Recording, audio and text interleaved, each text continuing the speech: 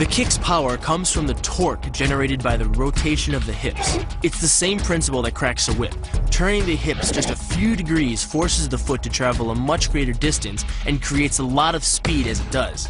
The longer the leg and quicker the rotation, the faster the kick. And unlike karate, Muay Thai fighters are also taught to strike with the hard bone of the shin.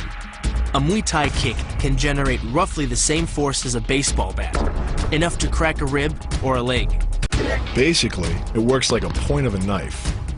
All the force is magnified by being concentrated in a small, hard area. Even if the elbow doesn't deliver a knockout, it will almost always leave a nasty cut and often end the fight. It's not the arms, but the legs that drive our fists. Like a piston, the explosive power of the legs is capable of generating hundreds of pounds of force, all to a very vulnerable area, the soft underside of the opponent's jaw. Like the Hanuman move, the flying knee relies on the explosive power of the legs. But rather than spread the power of our blow over two fists, it concentrates it into the spear point of the knee and combines it with the force of gravity. It's the equivalent of hitting our opponent in the chest with a sledgehammer. The hyperextension of the elbow, created by pulling back on the locked arm, virtually ensures that he will be taken down. The knee strike to the wrist dislodges the knife and further loads the elbow and shoulder. The technique can easily result in damage to the elbow joint, the tendons of the rotator cuff, or even a broken arm. The key to this move is turning your opponent's lower arm into a lever. By grabbing his arm during the initial attack, you set up the lever such that direct loading to his elbow joint is achieved.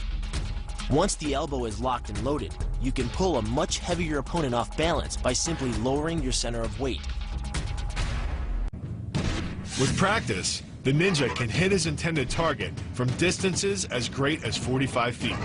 At impact, that's more powerful than a Major League Baseball pitch. This move is more about timing and precision than power. Instead of hacking through the limb, the first strike imparts an injury just a few inches below the elbow. The sword's razor-sharp blade easily slices through the soft tissue of the attacker's arm. This opens up his defense and provides the ninja a clean opportunity to deliver the kill stroke, a powerful shot to the top of his head. The move works by using your opponent's own body weight against him. The first strike can land at speeds greater than 20 miles per hour and can stun your opponent with the same injury-producing energy as dropping a bowling ball from over 11 feet onto his torso. By using his arm as a lever in conjunction with the leg sweep, you drive your opponent to the ground. Once he is on the ground, you follow up with a devastating strike to his face. The secret to the move is wrist control. By rotating your opponent's wrist to the maximum extent of its range of motion, the bones of the wrist lock against the bones of the forearm and make it impossible to bring the strong muscles of the upper arm to bear. Then, you can pull your opponent off balance and into a potent knee strike.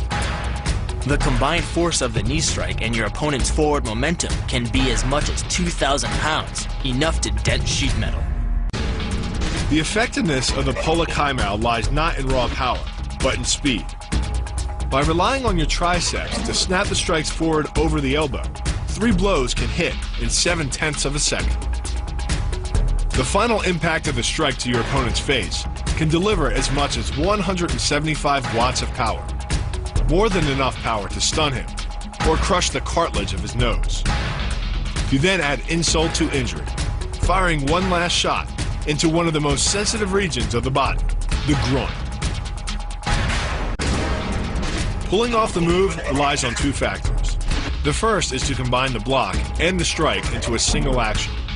This reduces the time your opponent has to respond to just 1/10 of a second. But the real focus is to aim your strike at the throat. Because as little as 76 pounds of force can collapse the larynx, the strike doesn't need to deliver a lot of force to be deadly. One blow like this and the fight is over.